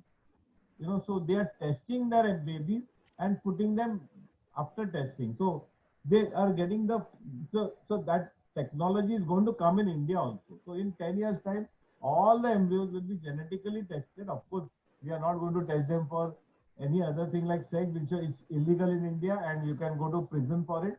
But all other genetic disorders can be tested, and we can identify the best embryo and put it inside. Right, sir. Because if some things can be avoided, like genetic diseases like thalassemia and all, if we can avoid those, it's much better than having those issues later. You It's know, very there is painful 6 thing. million people with sickle cell anemia in India, in the Right, Chhattisgarh sir. region, and our Prime Minister, Mr. Modi, it is one of his campaigns that how to make us, because many of these sickle cell people, the girls are not getting married also because people don't want to marry them because fear of having children with sickle. So the PGD for testing the embryo, diagnosing the sickle is going to be the future for this Chhattisgarh, Madhya Pradesh area where a lot of prevalence is there. Thank you, sir. The next question that we have again, a good question. Salma is asking, does being overweight or underweight impact fertility? Neeta. Can you repeat the question, Abdul? Sure. Salma is asking, does being overweight Neeta is or having underweight hungry at impact present, I fertility? think. Yeah, so being overweight definitely affects the results, and we have to, when we say optimization, so that means we have to try bringing back the BMI. Sometimes, if the BMI is too high, then we need to go for bariatric surgery also. So that does help. So weight loss does help, and 5 to 10% reduction in weight loss also can increase the success rate by say around 5 to 8%. So it is very, very important when we say optimizing the patient before taking her up for IVF. So that also includes optimizing her BMI and weight. Now, as far as being underweight is concerned, so these girls have chances of going into hyperstimulation and all. So their nutritional levels, if we feel that they are deficient in some particular nutrients, then they should be supplemented. But per se, underweight, like we have to, our target should be bring them back to a normal BMI. Even vitamin D, Abdul, there's a lot of deficiency in the Middle East in women with vitamin D. And today, vitamin D actually regulates 2000 plus genes, which are involved in a lot of functions in the body and especially the reproductive tract, the ovary, the endometrium, etc. And it's very, very important. It exacerbates the effect of polycystic ovary. So it's very important to evaluate vitamin D, get it normalized. So that's something very simple like a thyroid or a vitamin D. These things need to be corrected in a patient who is overweight or underweight to just check what is the problem. Prolactin levels, these are simple things which need to be corrected. So I mean, basically, one thing I wanted to say that first, Sunita, you complete, then I'll talk. You were saying something. No, who was saying something? I was saying, sir, that if someone can throw some light on other lifestyle effects also on That's what I was infertility. actually talking to them about. So, Abdul, basically what I want to tell the audience is that 90% of infertile women can become pregnant without IVF. Please understand. If there are very important. people who come to us, 90 people can become pregnant without IVF. Only 10 people, they need IVF. So we are very holistic. All of us are holistic in our approach, and we are now improving our holisticness. So weight is very important. Weight gain has to be reduced when a patient comes to us. Stress is important. Stress should be corrected. Diet is very important. Mediterranean diet means fruit, vegetables, high protein diet, omega-3 fatty acids. If there are non-veg people, then you can eat meat and fish. This is very element in your diet is important, and lot of minerals are important like selenium, coenzyme Q, lycopene, carnation. So lot of supplements we give supplement to the people to improve their diet. Lot of people are anemic in India. Thyroid correction has to be done. So all that we do. So the mental thing has to be given to them. Yoga, de-stress, whatever. You can have various things. It's known as mindfulness. So if people don't want to use word yoga, you can use the word called mindfulness. So mindfulness will de-stress you. The diet will reduce your weight. Then you will have a proper diet to enhance your performance. Okay, and so with this and then just simple planned relation and intrauterine insemination, 90% people will become pregnant. Only those. So in our unit, we always believe in the step to step. We will never do IVF, it is not indicated. We will go through the steps of simple traditional treatment, because that is why a lot of people are becoming pregnant now. As Nandita, we were discussing the other day, they're becoming pregnant by in COVID time because they are at home. There is no problem. They are just relaxing. Husband and wife are together, and I hopefully they are not fighting most of the time. So they are having and they are getting pregnant. So this is very important to understand.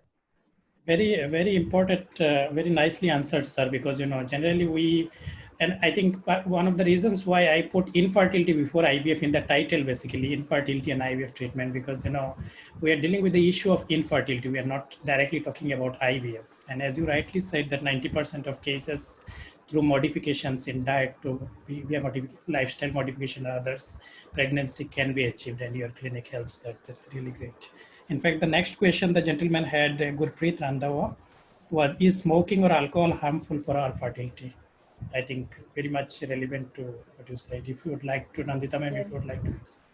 Yes, smoking Yeah. is definitely very, very harmful. In fact, if you want to achieve fertility in the man as well as the woman, smoking affects the sperm counts, the motility in the man, and by causing, oxidative stress in the semen. And even in the woman, it is very, very harmful. It reduces the quality of the oocyte. So we prefer her to be smoke free at least for 3 months prior to coming to us. And it would really help if they stop smoking altogether. And now with COVID times, you don't want smoking to be added to the respiratory distress that it causes, the respiratory problems. In pregnancy also, smoking is bad for the fetus. It causes IUGR, it causes preterm deliveries and placental insufficiency, which leads to pregnancy induced hypertension, etc. So smoking, definitely. Alcohol is on the bench like that. The jury is not still out. But yes, if you're an alcoholic, like really drinking, I don't know what the ml is, but every day a certain 100 or 200 ml, then the baby is born with alcoholic syndrome, actually.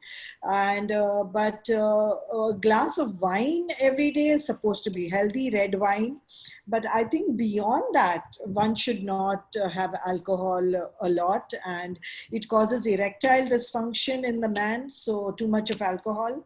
So I think everything in moderation is required, but smoking is a no-no. Alcohol, red wine, 1 glass per day is all right.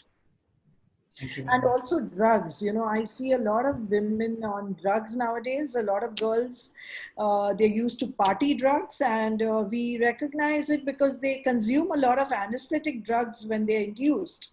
And I think it's really harmful. They need to be off it, especially, the egg formation period, the sperm formation period. So you need to get off all these, lifestyle abuses. Yeah. Called. Ma'am, I would like to also add, we see a lot of these men who do gym, and with the products that they use at times, that can also, with the gym products especially, we are telling them that please avoid that because that's not at all healthy. In fact, that does decrease their testosterone levels and at times can affect the sperm production as well. Another thing I want to tell you, which I just came to know. So in life, everything is, I thought I know everything of infertility, but just now, about 2 hours before, I was reading on the LinkedIn, a beautiful article on phthalates, Phthalates. So phthalates is a new supplement. It's all in the plastics and all that. It is all in the, in the fragrance also. You take the perfume and all, and they have these phthalates, and they have found that the phthalates can cause a decrease in the oocyte quality and all, and they can contribute to infertility. And in the LinkedIn, there was this big article on this lady who had been trying for many years, and then she came to know that there is phthalate, and she started reducing the phthalate levels in her blood.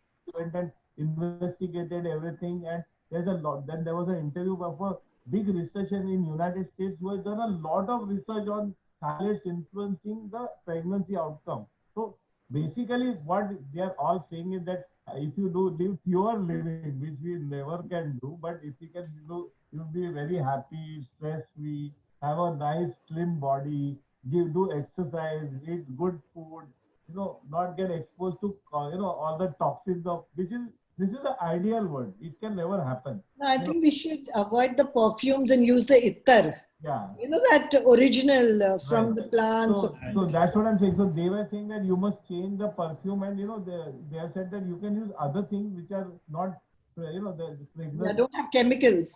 All these things are important because we also use plastic in our culturing the embryos, and there also the plastics are tested so that they don't secrete phthalates.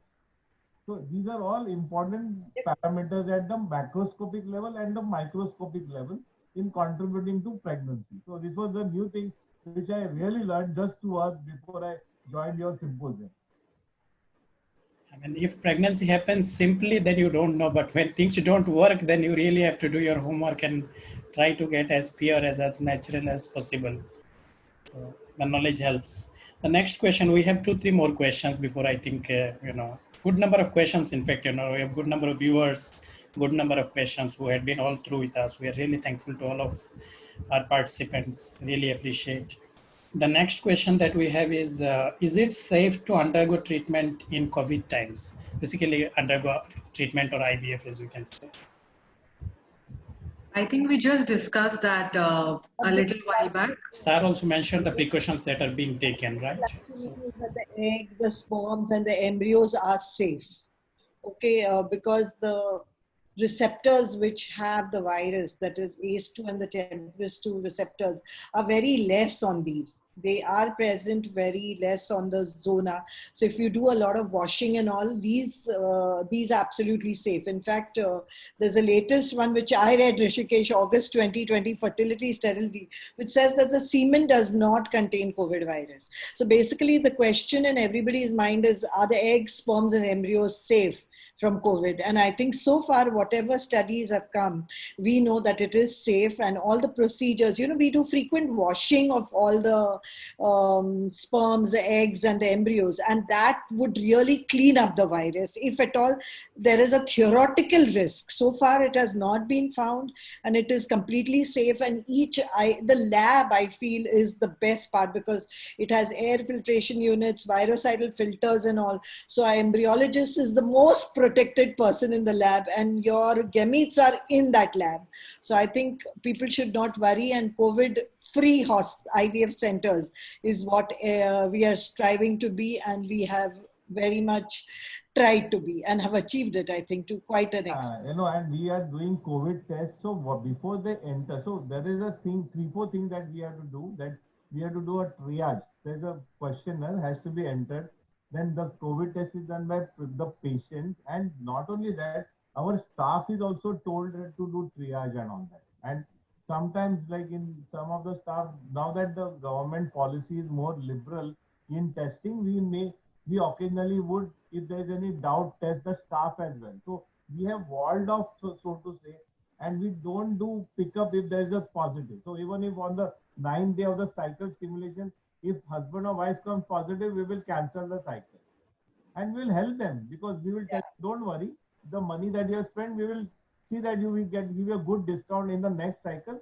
So don't worry that we cancel the cycle after 8 days of injection. So that assurance we give them as well.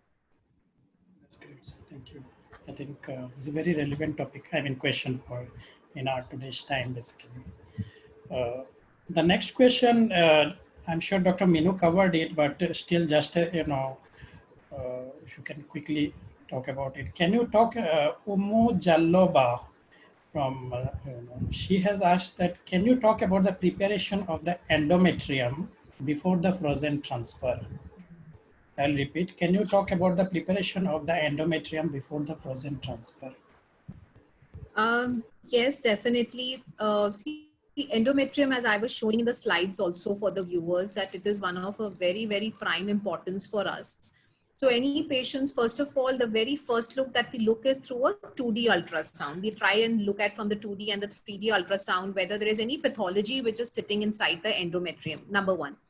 Number two, in case it is there, which like it can be a polyp or it is a fibroid or there is any issue which is inside or any adhesions, if it is inside the endometrium, that will be taken care prior to even we decide to take them for an endometrial preparation. Second, we also look at something called as an hysteroscopy. We tend to go in and, look in if there's any pathology, correct it. And also there's something called as a scratching, where it helps the endometrial receptivity. It helps towards that for the implantation. While we take the patient for a frozen embryo transfer, there are medications which are available to us, which we tend to give to the patient starting on the second or the third day of the menstrual cycle, the cycle that we are planning to implant the embryos. And we start developing the endometrium with the help of these medications. And at times we follow it up with the follicular scans, the ultrasounds. We look how the endometrium is growing. And in case it is thin, for many patients who have tuberculosis and other conditions, any pathologies where endometrium needs to be even better, then there are certain other medications in terms of, which can be put inside the cavity to help for the lining to develop. And that's how we take them up for a frozen embryo transfer. So only when the lining is good, more than 7-8 millimeters with a good blood flow, we do a Doppler scan, we look at all of that. That's a time when we decide, yes, now the womb or the uterus is ready for an implantation. And then we go ahead with the transfer. Thank you, Dr. Miller. Sir, would you like to add something? No. Almost the last question, just one more after that. Garima Gulia is asking, one of my friends has tried twice and it didn't work out for them. So what are the chances of success and what are they dependent on? I'm repeating, one of my friends has tried twice and it didn't work out for them. So what are the chances of success and what are they dependent on? Is it two IUIs? Two IVF. IVF. We have a similar question, but I think, because this is a very prime question, so it may be answered again. Abdul, come to us. I have twins, ma'am. I'm not coming. No, The tell patient. the On a lighter note. The twins, great. How old are they? They're 3 now, and I have a 6-year-old daughter, thankfully. Okay. In fact, this whole IVF project, in fact, when I got into the medical tourism medical advisory work, one of my cousins from New York, she contacted me. I had no idea about IVF or test tube baby. And she contacted me and she was asking about test tube baby. And I was like, what is this? I heard somewhere, but not familiar. So that's when I started actually researching and, finding, the more I read, more interesting it was. So that's how basically. So a lot of people do have questions. Can I just tell you one thing, Abdul? There is a Yes. very famous IVF group in United States. It is known as Shady Grove IVF Group.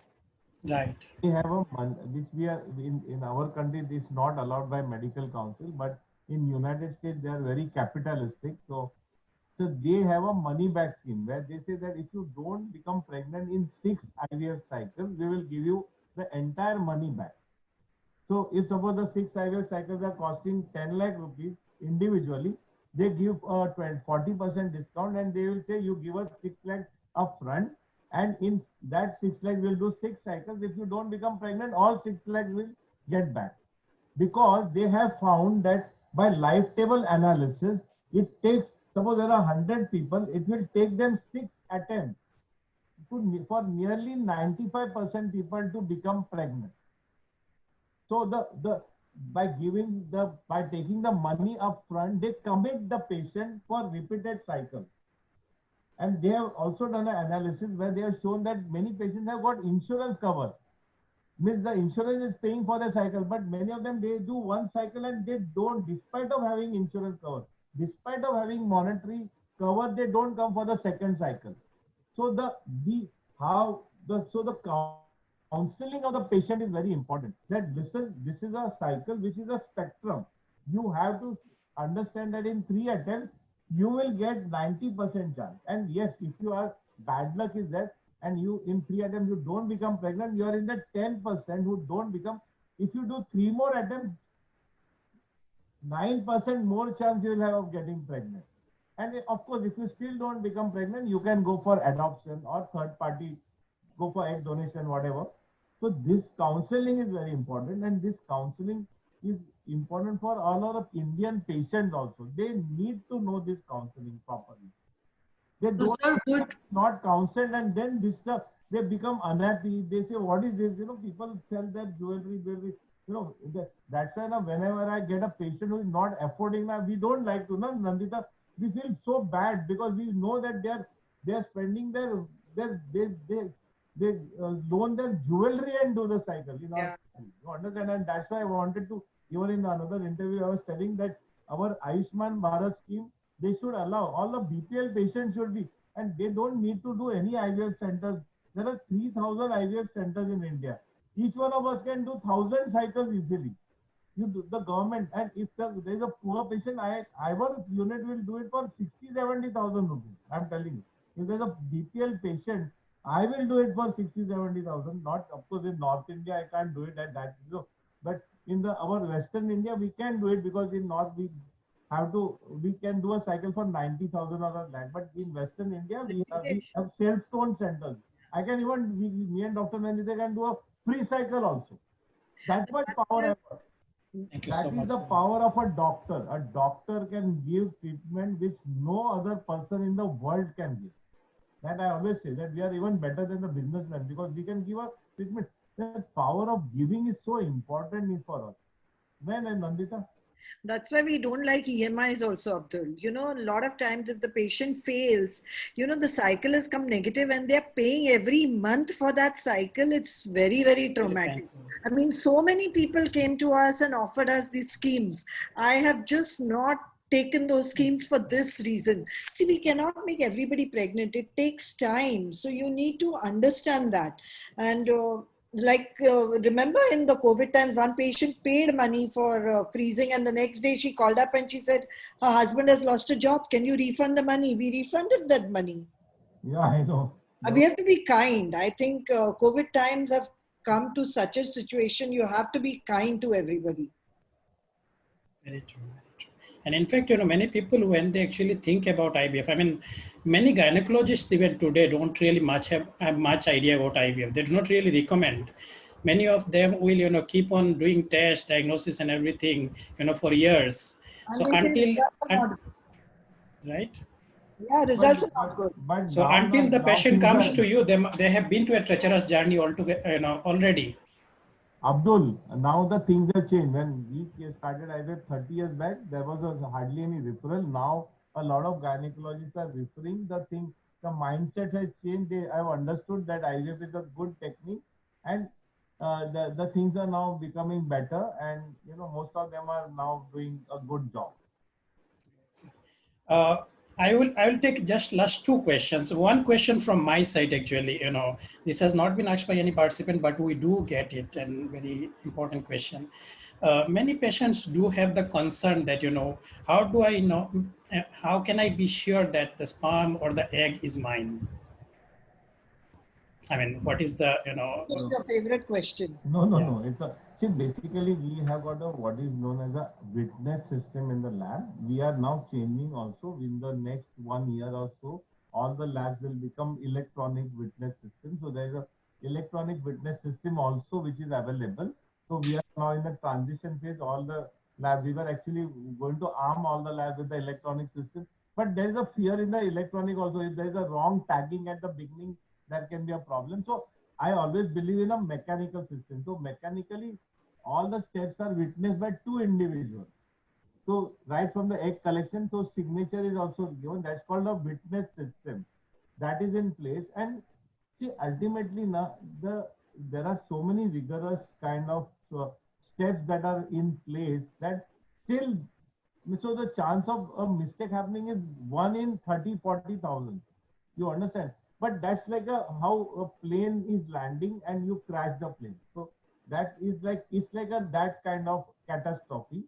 And so we are very careful. And so people don't have to worry. Means intentionally, no one, because, as I told you, the DNA fingerprinting test, which you at present is available for, let's say 25-30,000 rupees, maybe in 10 years time will be available for 300 rupees.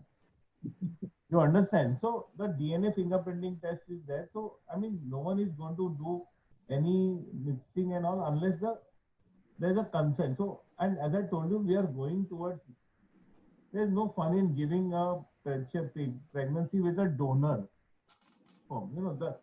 It's The challenge. give it with the own sperm and egg. No? That is the challenge. So 90% of the people, our unit, our donor program is very less, and consenting is done. So witnessing is done, and now electronic witnessing will be introduced. Some units have already started. Our units are now in the process of fully becoming electronically witnessed. Besides the standard witness system, which is already there, I personally prefer a double witness system. So even if I use an electronic witness system, we will continue the double witness system, which is human based. So I think human based system along with a combination of electronic system will make it more foolproof of any mix up occurring. Like what was that movie recently? Which is Good news. Good news. So the good news actually in practicality doesn't occur so much, though there are mishap once in a blue moon that may occur. For example, in USA there was a mishap, in UK. So despite of so much this thing, but it's very rare. So we must not look at the rare. There, so anything can happen. Earthquake can also happen. So that is, but it doesn't. COVID is a rare act of God, according to many. So these are rare occurrences. They are not the norm. Thank you so much, sir. I think with this question, we are done with the medical part of it. The next question that we have is about the cost of IVF. And this, I would like to clarify that, in the webinars that we do, we keep it as an informative, educative session. We do not get into the commercial aspect of it. Further, as you would know from the discussion that, every patient, every couple who comes have different set of problems, need different kind of treatment. So although we are talking about IVF, the treatment that you would be getting would be very different. So it is best recommended that if there is, and 90% of the times you may not even need an IVF, as Rishikesh sir has mentioned. So before we discuss about cost, it is highly recommended that you get in touch with us, get in touch with Pujashini, discuss about your case and know what actually you need. And then obviously the question of cost comes. So before, from my part, I really enjoyed the session, got to learn a lot of new things. Basically, all of you have been really amazing. Before we end the session, I would like to, ask Dr. Arif, my partner and good friend, to, say a few words. I want to ask him a question. Sure, sir. Dr. Arif, a question. I said, how did you keep quiet throughout this session? what is क्या राज क्या है आपका? हमको भी पता हो यार. My wife always says that you keep on talking, so I want to know कि राज क्या आपका? He is a very good listener. Very good. I've been always an introvert person. Abdul knows it very well, and I have been a very, as she told, as Rishini is telling, right, that I am a avid listener. So I prefer to listen to everybody's, and this is something new to me, and I haven't been exposed to anything like that. Abdul, I forgot to add, I'm a pediatric cardiologist by profession, and I generally see what you people send it to us to do fetal echoes. I do those fetal echoes. All right. And besides that, the next part, if any congenital anomaly comes to us, then we do some intervention, or we refer to a pediatric cardiac surgeon for further things. All right. Abdul forgot to mention that I also have twins. Oh, Yes. This is something strange coincidence. Both of us partners are twins. Bit differences. Both I are have boys. partners and Both we boys. He has one girl, one boy. Then become partners. I don't know. God has it was an act of God. You could say we became partners. One funny thing I would like to tell you. I was the other day I was telling someone this Erica is there and single, and but the couple said, but doctor, we want twins. We don't want single. Yeah, we get many queries. Many people are, For India thinks totally differently. मैं बोला इतना technology लाया मैंने single pregnancy ये बोलते हैं कि हमको twins मांगता है. But we get a lot of patients with that. When you were talking to Meenu, I was just thinking there are so many people who want twins. Yes, we do get, especially from Africa. A lot of patients, who actually want twins. So Twins is like a bonus in IVF. Right. Yes. It was like I got triplets, I got triplets, and one of the babies I have to get it reduced. That was what Dr. Meenu was telling. We have to get a reduction at around 11th week. After this 11th week, we got it reduced. So it was a spontaneous triplet. We were all, me and my wife were quite surprised, and when I shared this with Abdul, and he was like quite excited. You should keep these triplets. My heart knows what I'm going to face now. So it's better I give twins. I actually kept 3 prems for him from my kids. So I thought he will get triplets, but he ended up with twins. But one of my patients from Middle East, he had triplets. He kept all the 3. Yeah. So many of them, due to religious reasons, they don't like to reduce. Right. Also, they keep it also. But it's a difficult pregnancy, Rishikesh. Yeah, that is what the thing is. Yeah. So I have only one, and that's a handful. So I can't even imagine having 2, and that too twins. I know. I know. We'll have These mothers are happily Baba Ojaswini has to be is a candidate now. But it was really pleasure listening to you people, sir. It was my first. I haven't been any insight about the IVF, but you people have generally, like Dr. Ai sir and Dr. Nandita ma'am, Dr. Meenu and Dr. Arora ma'am, and Ojaswini also. They have given an insight about whatever it has been about the IVF. There has been many myths. In the morning itself, one of my schoolmates, he is in Paris right now. He was just asking about that artificial intelligence, and Dr. Pai has just mentioned about that itself. That how he was asking, do we do something like those videos of still 5 days, so that we see which is the one embryo that we can get it implanted. That was what it was. He was just asking me in the morning itself, and just sir in the discussion itself he mentioned about that. But it was a really great session, sir. I thank you all for the things, sir. Thank you. It's a pleasure, sir. It's a pleasure listening to you. Thank people. you. It was a pleasure Also interacting enjoyed with it. all of you. Thank you. Thank you, And sir. Thank the you so two much. stars in the north are the like Sunita and Meenu, and there's one more sitting on up north there, Dr. Pooja. She was listening to us. So in the Mohali unit. So and of course Ojaswini is the super consultant. Superstar. Superstar. Yes. So we are, and I hope that all the patients have had a good. All the people, you don't have to be patient. Right. One more thing in our country now is that people don't talk about infertility openly, like in the West. Right, sir. A lot of knowledge is, it doesn't get spread here. Right, Unfortunately. sir. That's one of the main reasons why I decided to actually, do it, because it's important to spread the awareness, right? The So knowledge. we'll meet more often in the future. Certainly, sir. It will be really a pleasure Definitely. get to know, learn more, do more things, and especially working on IVF. Obviously there are other IVF clinics and people I know, but Ojaswini is really a good friend. Has always been very supportive, very nice. So she was the first person I thought let's discuss. First, the idea was to get other clinics in a webinar with multiple clinics. Then I thought, Ojaswini, let's do exclusively for Bloom, so that we get time to really delve deeper into the topic. So I think you did it with the right family, Yes, sir.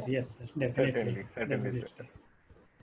So thank you very much, all of you, Ojaswini, Dr. Palshetkar, Dr. Arora, Dr. Meenu. Thank you, Abdul, and thank you, Dr. Arif, for this session.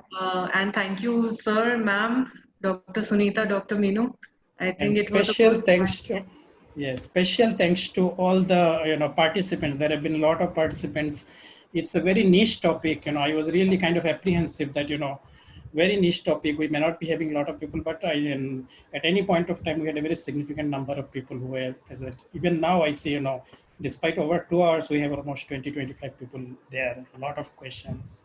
At one point almost 70 people. So I think it was a tremendous success. And obviously, at a webinar, when you discuss something, it gets recorded and people, many more times the actual number actually get to see it, learn from it later. So I think it was a tremendous success. Thanks to all of you for your preparation, time, effort, everything.